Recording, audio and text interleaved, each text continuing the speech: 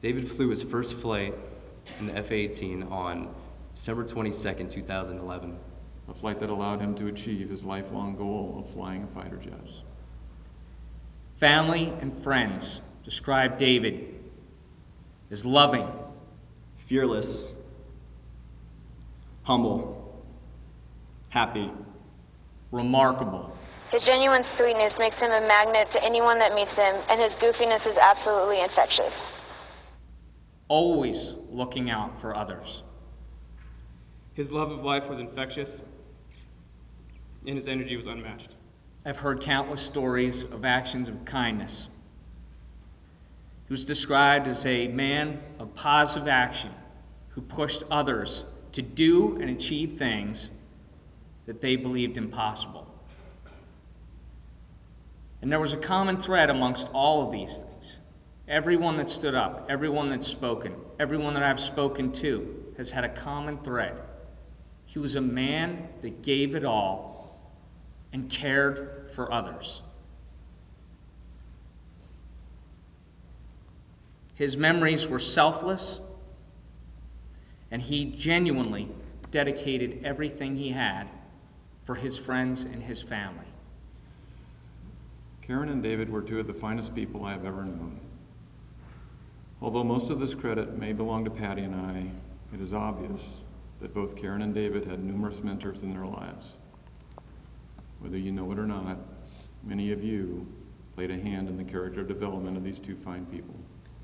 While David was flying with the Navy, he became a part of a new family, the Navy family. General Sturtevant, we have deemed you the grandpa. Colonel Jansen, it is rumored that you sleep with starched underwear, and we lovingly consider you the hard-nosed disciplinarian of David. Commanding Officer Brody, aka BAMS, we're pretty sure that you were separated at birth with your long-lost twin Megamind. You know, the guy with the big blue bald head. That being said, we have bestowed the honor on you as David's mischievously respected and loved uncle. Frag, you know who you are. But for those of you who don't, that is your executive officer.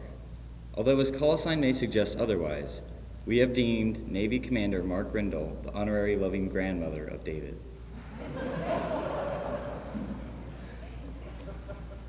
As for Captain Dan Knudsen and Lieutenant J.G. Ryan Kosar, we have given them the titles brother and sister.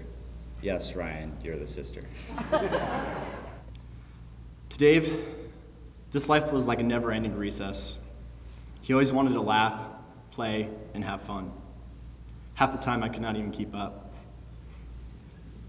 My good friend Pagan Little framed it best when she said, "I can't remember a good time in Texas that David wasn't in."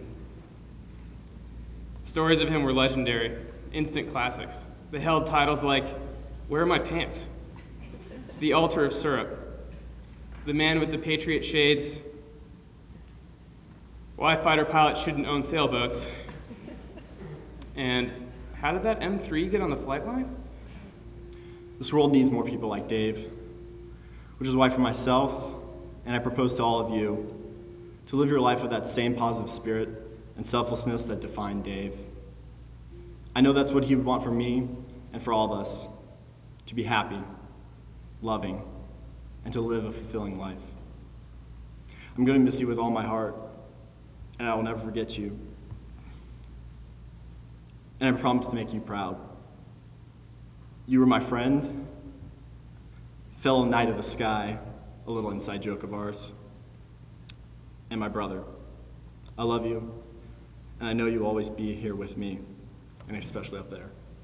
Thank you. As humans, we are challenged to play harder, to love louder, to laugh louder, and love deeper. As warriors, to fly faster, to fly harder, to fly higher. If we are strong enough to do so, I am certain that not only will David and Karen continue to live on, but that the world will be better for it. The place in our hearts that was filled by David's presence is gone and irreplaceable. But the effect he had on us doesn't have to be. The memories we have with him will never be out of our minds, and even though a piece of my heart is gone with him, the love for him is something I never have to let go of. My thoughts and prayers are with all of you and always will be. We as parents gave Karen and David a foundation. Many of you contributed as their mentors, but it was Karen and David. They are the ones who made their own life choices. It was their actions who defined who they were. Witness the fact that they had become the role models for all of us. The earth has lost two wonderful humans, and heaven is having a great time with them in heaven.